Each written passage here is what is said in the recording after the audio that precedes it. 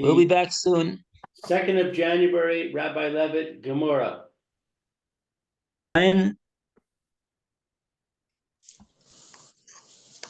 Aleph, welcome back, Lou and Alan. Thank you. So we are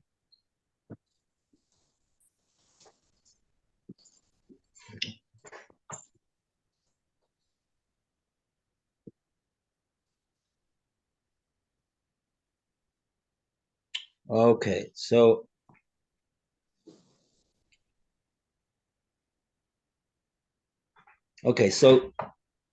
yeah. So let's first of all, before we get to any explanations, because I don't know if we have really any explanations, but we'll hopefully Bez Hashem Hashem will give us some. But where we're holding, that much we could say. We're in Kuf Yud Zayin 117a, and we're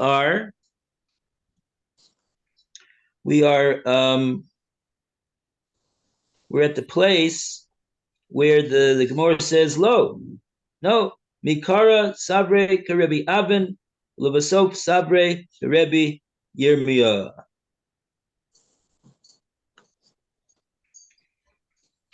And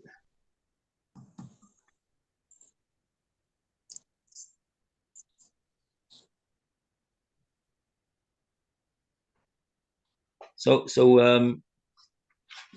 what we're trying to do over here is we're just really trying to understand what the Gemora is saying no to. When the Gemara says lo, no, it's not so. What is it that's not so? And what is that what is that which is not? What does it have to do with the Rabbi Avin and the machlokes between Rabbi Avin and Rabbi Yirmiyah that the Gemara says? And amazingly, there's no Rashi on these words over here. So we're going to try to figure this out again. So what the Gemara is going back and forth with over here is, like we said yesterday, the question of is it capable of learning from a knas or not? So the Gemara brought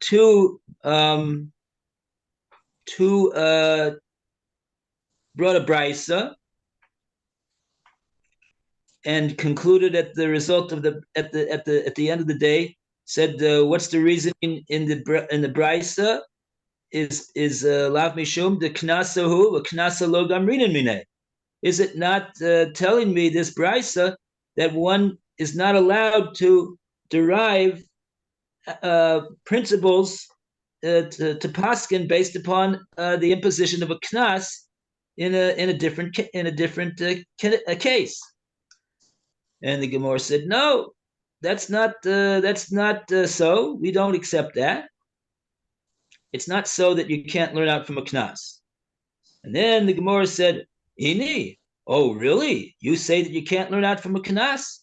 But we have another statement, seemingly a different version of the same subject matter, in the name of Avud Rabbi Avin, that says that, and the end of that was that the reasoning of that brisa was based upon the fact that that you cannot learn out from a knas. So going back and forth in the discussion of the Gemara, and the last thing we're saying over here, we're coming out with in the Gemara here, is that lo gamrinin miknasa, you cannot learn out from a knas. That's what this brisa, this last brisa, tells us.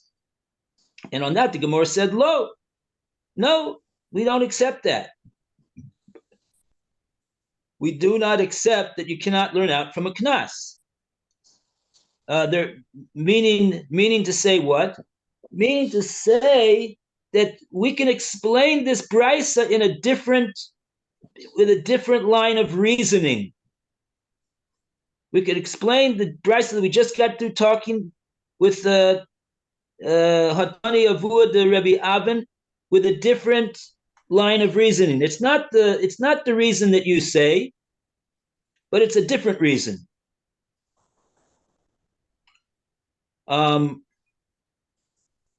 Okay, so that's what the Gemora is trying to say over here. That's what the Gemora is trying to say. Now, how exactly? What's the mechanics of it? How is it that in other words, now what we have to do? I think we've succeeded in explaining what the reason is that the Gemora is bringing this machlokes between Rabbi Avin and Rabbi Yirmiyah now. We're saying that this is the Gemara, the brisa was going back and forth itself in whether we go like Rabbi Avin or like Rabbi Yirmiyah, and that accounts for what it says in the brisa. And really, the brisa is not standing for the principle that you cannot learn out from a knas.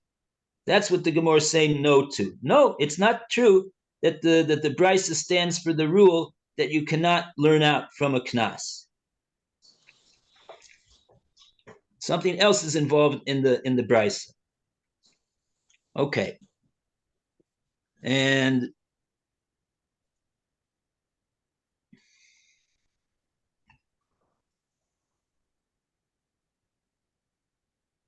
okay, and just the Roshi Prokim of the matter, the headlines of the answer are that when the Gemara says Mikara Sabre Karebi Avin, initially the Brisa thought like Rebbe Avin, and therefore what? And therefore there was no way to obligate the Manasseh, the one that takes his friend's wine and he does avodah zarah with it. That's why he was potter. That's why he was potter. And at the end, we said that no, we're going to make the Manasseh chayev. That's because we went away from holding like Rabbi Avin, and we now going to hold like Rabbi Yirmiyah. That's the reason why the Brisa initially, when it legislated an obligation for Hezek Shenu Nicker in the case of Matame, in the case of Medameya, and it did not legislate such for the case of Manasseh. Only later did it do so. That's because of the fact that the Chachamim held originally according to the view of Rebbe Avin, and so therefore that we would say Kimle b'derabamine, and he would be putter on the mammon for stealing his friend's wine, because he's going to be chayav misa for the misa of doing libation to avodah zarah. And then in the end of the day, when the Brisa says chazru loma af hamanaseh, they legislated that the Manasseh is in fact chayav. That's because they forsook the view of Rebbe Avin and they went over to the view of Rebbe Yirmiyah to say that no, the rule of Kimle b'derabamine does not apply over here, because the two penalties are not boin ke'echad. They do not come together at the same time, because we don't regard the whole episode of being chayav for the avodah zarah to have started from picking up the wine in order to do the libation. We don't say that the akira is litzarech hanacha, in other words, and like Yirmiyah says, and therefore we just say pashit. We say, look, first he lifted it up, and at that point to gazel it, and therefore at that point he already was chayiv for the gezel. He already has to pay back for the gezel that he did, and only later on when he poured it out for avodah zarah, that's only at that point did he become chayiv for avodah zarah, chayiv misa. So the two penalties are not coming at the same time, and so therefore the principle of kimulei b'derabimini does not apply in the case according to Rabbi Yirmiyah, and therefore that's why the brisa was chazro turned around subsequently to say that also the manasek will be chayiv. What will he be chayiv for? What will we be talking about? We're talking about they'll be chayiv for the gezel that he did, the monetary penalty, as well as the misa. And so therefore, according to that, the brisa does not tell us anything about whether one can learn out from a knas or not. Okay, Baruch Hashem. I think that wraps it up. Good job, Rabbi. Baruch Tieh. Okay. Is that what the art scroll? Does the art scroll explain like that? Yeah, pretty much. Okay, good. All right, so now we are up to Rav Huna bar Yehuda Ikla, Lebei Avione.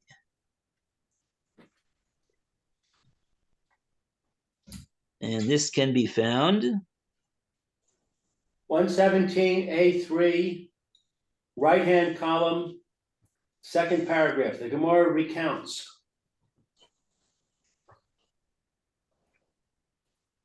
Okay, Alan, you want to do the Gemara recounts? But take off your red mic, please.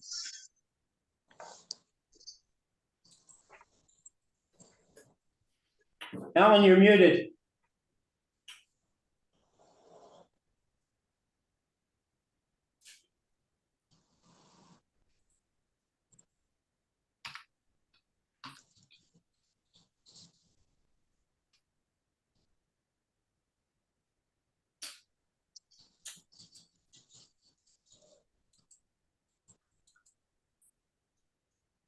Got it. All right.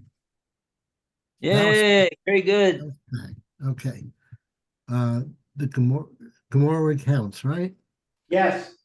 Okay. The Gemara recounts several incidents in which are illustrated various laws concerning informers.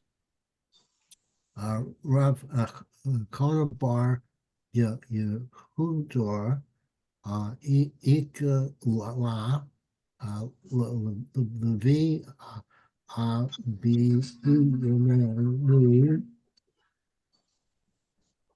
Sorry about that. I don't know where that's coming from.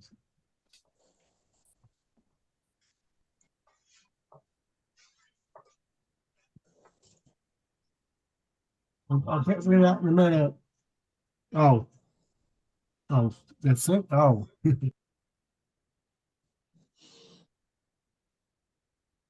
Okay, Lou, you want to take over? I'm okay now. I got it. Okay, now, okay, good. All right. So the Gemara recounts incidents in which illustrate various laws concerning informers. Rokama bar Yehuda Ik Libi Bioni Rav Yehuda bar Yehuda visited a place called Bay Biona.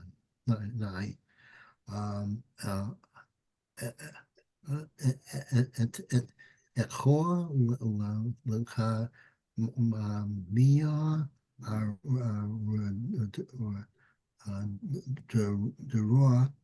he came before Rava. Omar lay.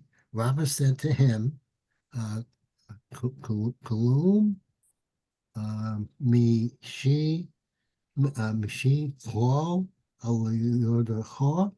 Has any incident requiring a halakha ruling come before you of late?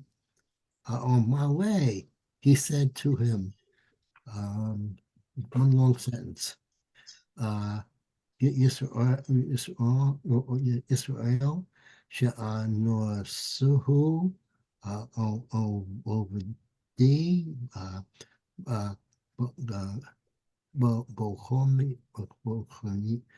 bochonim v'hara mormon chado abor libi. There came before me the case of a Jew who was forced by idol worshippers to show them the money of his fellows. And I ruled him liable to pay. On my way, Rob said to him,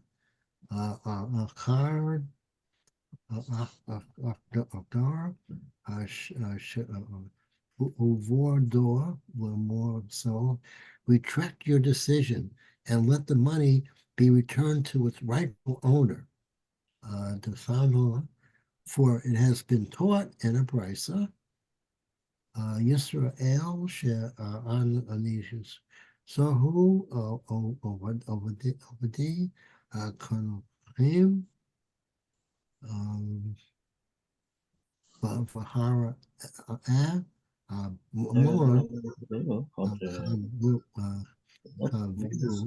if a Jew was forced by idolaters to show them the money of his fellow, porta, he is not liable to repay his fellow. The aim nor tal to Noachon beyond, but if he took the money in his hand and gave it to the idolaters, he's chayiv, he's liable. We see from this brisa that one who was forced to show money is not liable. Perforce Rab Yehuda erred in his ruling. Then the Gemara comments on this brisa. Okay, very good. Do we have some Rashi over here? Lebei Evione, and we have Nosav and Nosan Biyad Chayiv. We have two little Rashis over there to read. Lebei Evione, that should be a place. It's a makom, it's a place. Yeah, okay, that's the name of the place, Bei Evione. Nasa, he kind of like he took it. Nasa, He took it out. And he took it to the hands of the one. He would be chayiv. The Hatzil Atzmov, he saved himself from Mon Chavero, from the money of his friend.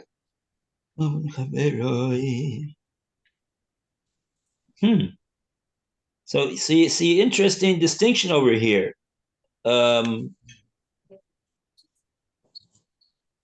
If the goyim just force him to point out to them mammon of his friend, so then he's not liable for that. But if he's likewise they force him and he goes ahead and takes it in his hand and gives it to them, even though he's being forced to do so, it's not his wish to do that. But if he was forced to that, so he's doing more than just pointing it out to them, then he's actually going to be liable for the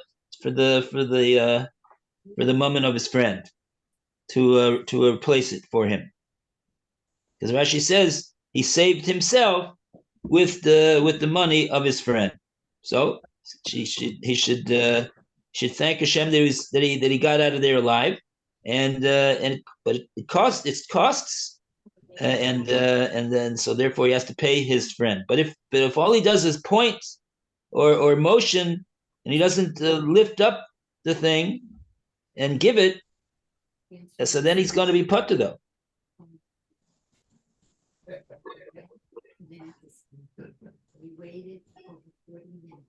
Okay, so what happened was that Rav Huna Bar Yehuda, he initially had him pay. Even though he just even though the Jew just showed the goyim the whereabouts of his friend's mammon. So on that Rava said you made a mistake over there because the Bryce is against you. You got to go hadar uvde lamari. You got to go and give the. He's got to go and give the money back.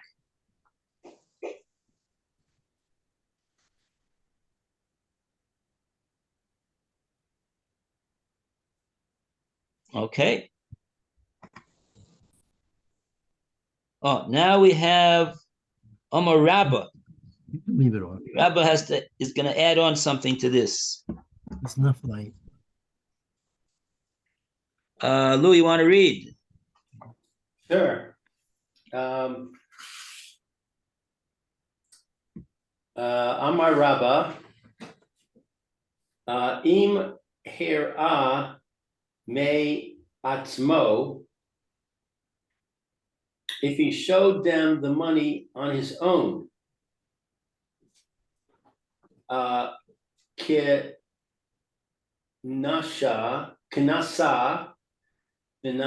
son, biyad dame. Oh. It's as if he took it in his hand and gave it. Kinasha. Right. It's as if he Right. took it in his hand and gave it to them. Yeah. Let's take a look. We have a Rashi on the word me'atzmo. What is Rabba? What case is Rabba referring to? Imhera me'atzmo. Usually, matzah means by itself. Below owns without being forced. He voluntarily gave it up. Like we had that case. Somebody he went on his own accord to the king because he heard that the king was looking for property, and he said, "Oh, Your Highness, I have a great property for you. You could take this property over here and that property over there." So the king wasn't forcing him; he volunteered. That would be called case of me'atzmo.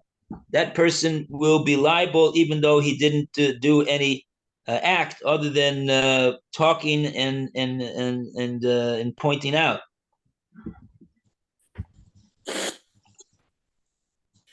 Because nobody was forcing him. When he's being forced, so then we have a distinction between whether he did it, whether he just pointed out or told them, as opposed to if he took it in his hand and gave it to them. Even though he was forced, he'll be liable for that. Okay. Now we have another. Yeah, Hawu Gabra, read, please. Na suhu ovdei kochavim va'achrei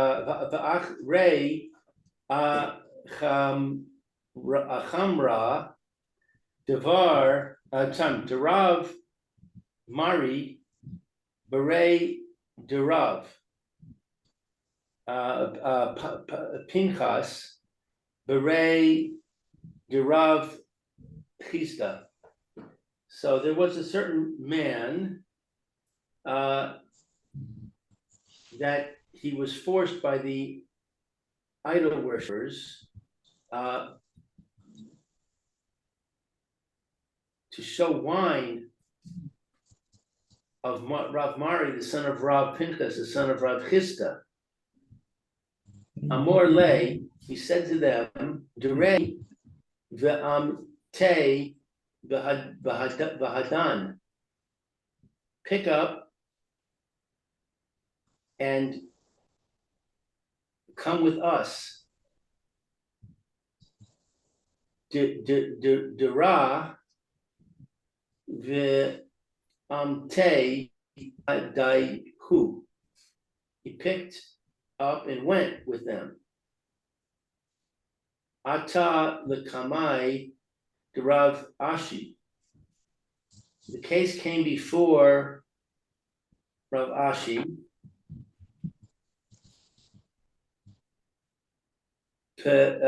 Patrine, he exempted him.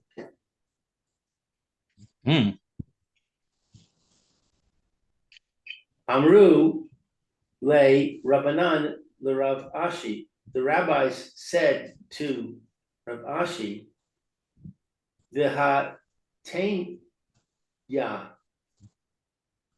But we learned in a brisa, Im nasa v'natan b'yad chayev.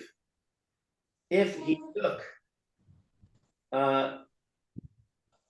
in his hand and gave, he's liable. Amar le, Rav Ashi said to them, Hane mili hecha delo ukme ilave me ikara. These words are when he did not first take the extortionist to the money. Okay, so if he didn't take the money, then he is going to be exempt.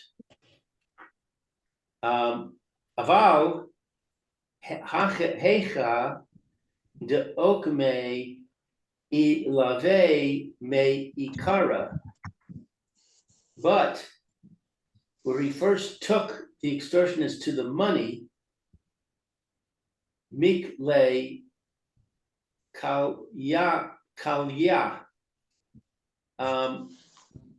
He has burned the money. Mikle, the kalya. He has burned the money. Kalya. So, yeah. extortionist to the money, then I guess this expression "burned the money" means that it's his fault. It's his fault that the money got taken. Let's see. Do we have any Rashi over here? Yes, we have some Rashi over here.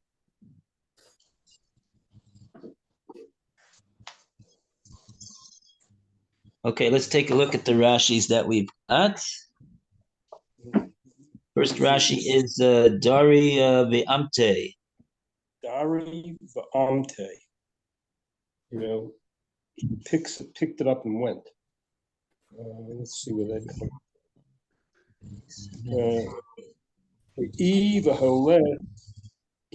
Because if he went with them, Levitt Hamelech, to the king's house.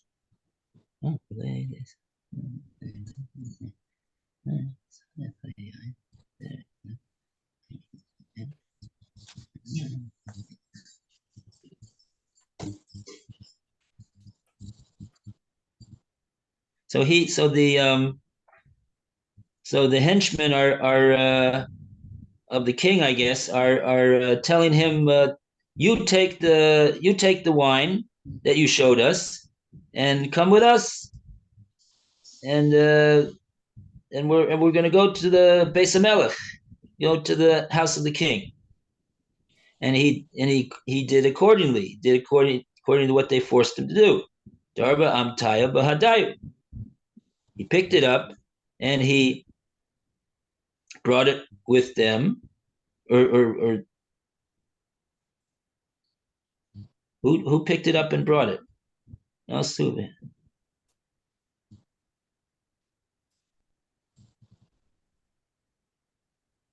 Let's just see. Okay, so let's see what Rashi has to say over here. Dari ve'amte. Yeah, I just said that. You read this, Rashi? Yeah, if he goes, She'i, I said that. She'i, if Maholech, and he goes with them. He goes to the king's house. He is going. So that was the command of the henchmen. Come and go with us to the Beis HaMelech.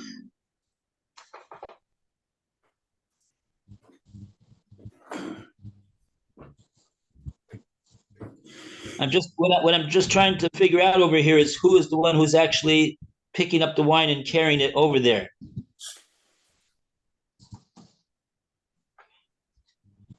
Does it explicitly say over here anywhere who's doing that?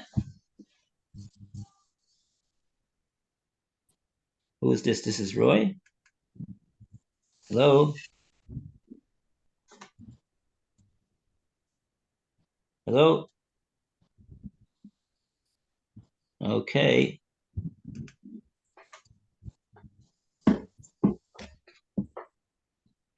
In other words, in this case, we're talking about the original case before they came to Rav Ashi. What happened in the case? So there was a certain person that was forced to and he showed the henchman the wine of Rav Mari. Okay, so then Amrudeh, they said to him, Dari va'amte bahadan.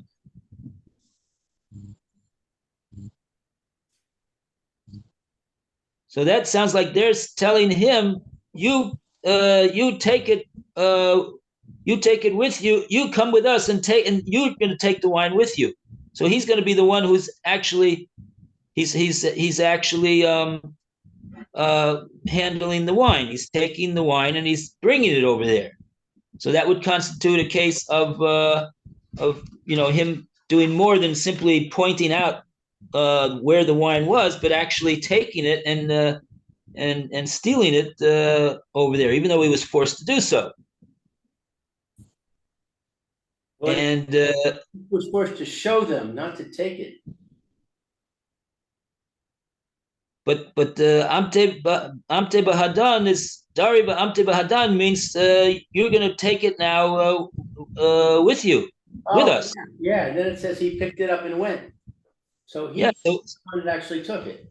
He's basically, even though he was forced, he's basically stealing the wine of Rav Mari and bringing it to the king. So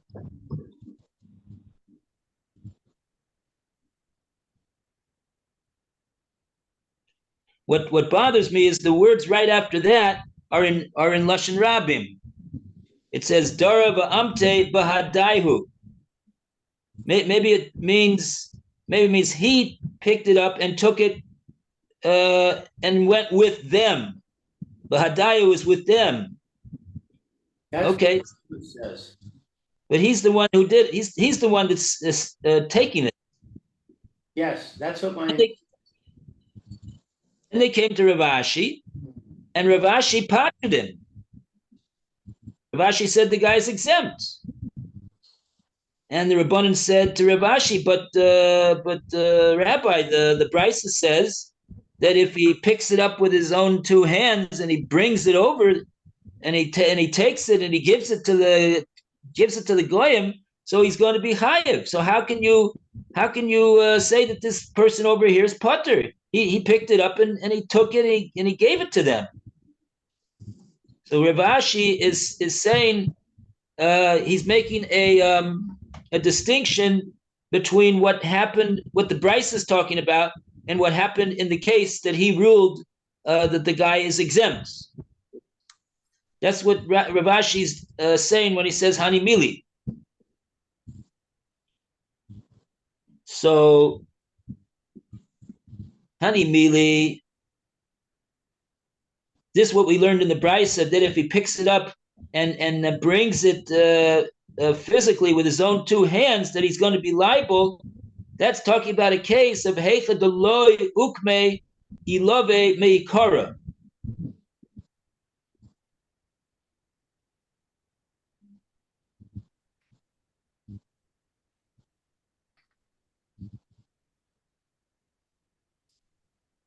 Aval heichada ukmei love meikara mikle kalye.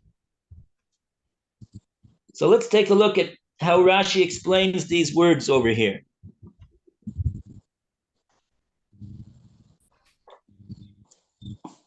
Which words were we talking about? Dibra maskal heichada lo ukimne ukimnu.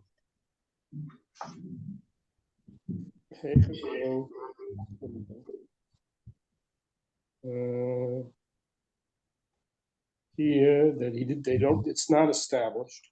Ovdei Kachavim, the idol worshippers, Al Hamomon, on the money, the Akira,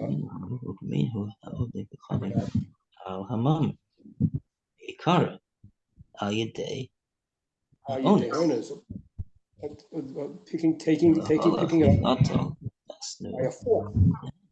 El halach, but rather he went the natal and he gave it the natal. He took it and he gave it lehem, and he gave it to them. Aval hacha here the ukmino al hayayin established on the wine that it's kalya, that it's consumed, so to speak, burned, used up, burned.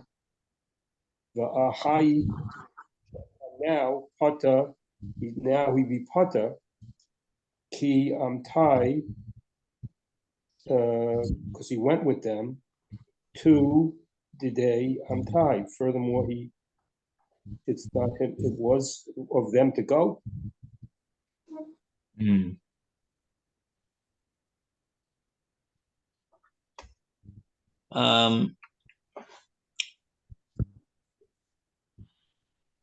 Yeah, let's see what's Heichad lo ukimnu of the kachavim al hamomen the kara al yedei onus. Since he didn't originally bring the goyim to the mammon of his friend through means of onus, through means of being forced. Ella, what happened? Halach v'notal v'nosnu lehem. He just went, sounds like of his own accord, and gave it to them without them without them forcing him to do so. In that event, he's going to be chayav. But in this case, says Rav Ashi, where I ruled that he's exempt, to ukimnu alayain, that they were the ones through their forcing of this guy to show them where the wine was. So now they know where the wine is. Hagadu kimnu alayain. He was forced to stand them, so to speak, by the wine. So now the goyim see there. Here's the wine. Here's where it is, and they only got to that wine because the guy showed him, but he was forced in that event. So the reason that they're standing there next to the wine, they see where the wine is because they forced him. He didn't do so willingly. At that point, he didn't do so willingly. So therefore, at that point, Kalia v'hai potter. That the wine already is finished. It's goodbye, Charlie, for that wine. And so already at that point, we exempt him for anything that happens after that. And so this that he actually took it himself afterwards is of no consequence. They doesn't matter whether they take it away or whether he takes it away. That's inconsequential. So Rav Ashi is pointing out that if the person is doing so without being forced, and he does it with his hands, with his own two hands, he physically delivers it over to them without being forced, that's when the Bryce is talking that he's going to be chayav. But in this case, he was forced to show them where the wine was. So at that point, they know where the wine is. They see the wine there. And now that he's carrying it off, so what? He's just acting as a lackey of the henchman. It doesn't matter whether the henchmen take it away to the house of the king or whether he's ordered to do so. That doesn't make any difference. The whole point is that he was forced to show them where the wine was, and that he's going to be putter for. He didn't willingly bring the wine with his own two hands to them. That's what Rav Ashi is saying, I think.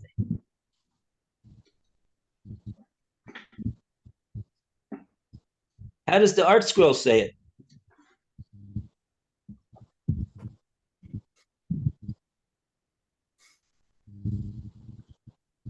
What specifically are you asking, Rabbi? In the 1 minute we have left. Okay. Very good. We'll go back tomorrow and review the art scroll. Be'ezus Hashem. Okay. Yashikoyach, everyone. Thank you, Rabbi. Have a great day. Take care. Bye, Alan. Bye, Phil. Bye, Lou. Bro.